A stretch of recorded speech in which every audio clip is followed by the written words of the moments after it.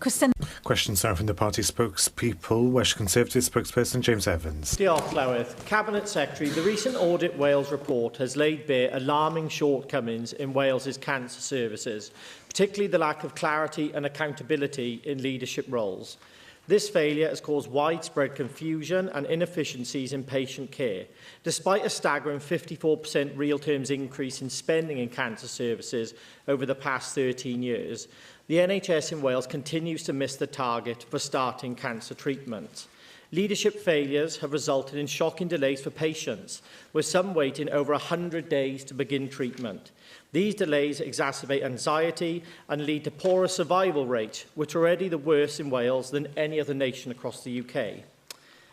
Given the lack of clarity, accountability and duplication of leadership roles, and as someone said, we don't know who's in charge, how do you and the Welsh Government justify this chronic mismanagement?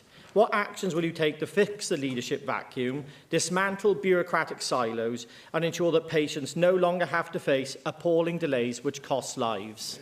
Well, I welcome the report which the Auditor General published yesterday. It is an important report, and I accept the thrust of the challenges and the concerns which the Auditor General outlines in the report.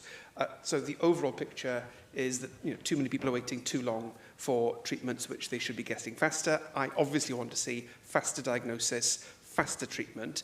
I mean, it is true to say for a number of cancers in a number of parts of Wales, those targets are being met and sometimes being exceeded quite significantly. But the overall picture I accept is that the targets are not being met.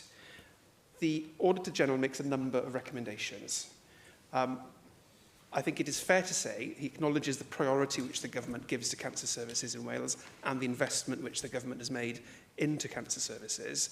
I think there is absolutely a case for better coordination, better alignment of the range of interventions we have in the system to support patients with cancer in Wales, whether that's in prevention, in the performance of services themselves, and in the wide range of research that we make into cancer. I think there's a case for aligning that better, giving it a clearer sense of direction at a national level, and that's what we will be doing. That actually accords with work that's already underway. Much of what's in the report echoes our own analysis over recent months in relation to cancer provision, and I will also be looking at the cancer quality statement to make sure that is current and that the roles and responsibilities and our expectations as a government are clear for all of those participating in the system. Thank you, Cabinet Secretary. It's good you accept the report, and it would be good to see you come forward with actually what you're going to do around those recommendations, because another part that the report highlighted was the severe workforce challenges that we have here in Wales. And after 26 years of the Welsh Labour Government stewardship of the Welsh NHS, particularly in cancer services, workforce numbers have increased by 27%, but the chronic recruitment and retention issues persist across the system. The growing resilience on expensive agency staff, now representing 5.5% of the NHS workforce, and in cost, that's 325 million in 2022-23, is a clear sign of workforce planning failures. These staff shortages are directly delaying cancer diagnosis and treatment, worsening outcomes for patients.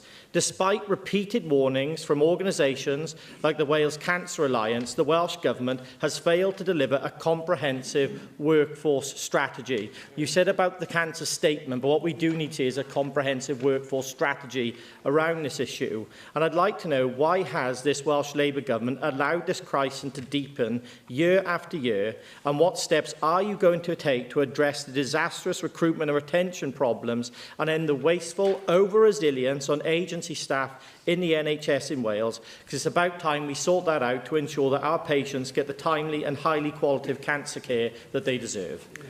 Well, I mean, the members starts by telling us how much more recruitment there has been into cancer services. It's not doing anything. So I think it's important to acknowledge the scale of recruitment into cancer services. That is important. The member's not right to say it isn't doing anything. There's a sharp increase in the number of referrals into cancer pathways, and it is true to say that Wales is not the only country which finds it challenging to recruit into some aspects of cancer services. Radiology is challenging, but so are many other disciplines.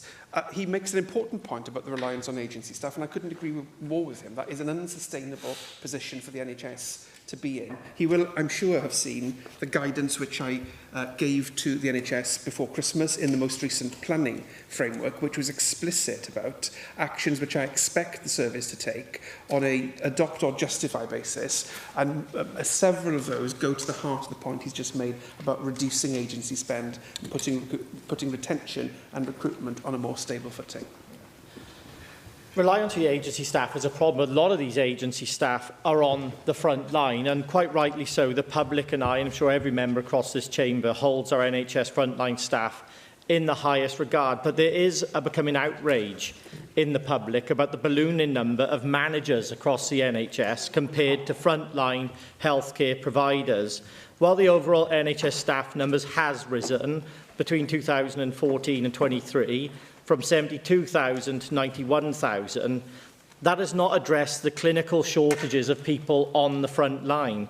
Shockingly, administrative and estate staff have increased by 51.1% during that time, from 15,000 to over 22,000 full-time staff now. And I'd like to know, Cabinet Secretary, after 26 years, how can the Welsh Labour Government justify the bloated expansion of administrative roles while patients face unacceptable delays for treatment due to a lack of frontline staff? What is the Welsh Government doing to prioritise our frontline healthcare professionals and stop the unchecked growth of directors and managerial roles, and finally deliver an NHS that the patients in Wales deserve and pay for? I mean, the member makes an easy point and a populist point, but the truth is a complex healthcare system requires people who are competent to run the healthcare system, and that is a skill, in itself. The level of recruitment into the NHS over recent years has been... Is the member happy for me to answer his question? Thank you. Thank you. Have been asked. Allow the Cabinet Secretary to respond and listen to the response, please. There has been an increase in recruitment to the NHS across all disciplines and all important roles which enable the NHS to be effectively run. He has acknowledged several times in his question so far the sharp increase in recruitment of frontline staff. The Welsh NHS, like the NHS in other parts of the UK, and indeed internationally, does struggle to fill certain disciplines in certain parts of the service, and we must do better collectively in relation to that. But I think a worldview which suggests that managers and those running the NHS simply should be taken out of the system, I think is a very naive perspective. Llyfarydd Plaid Cymru, Mabon ap Plaid Cymru spokesperson, Mabon ap Gwynfor.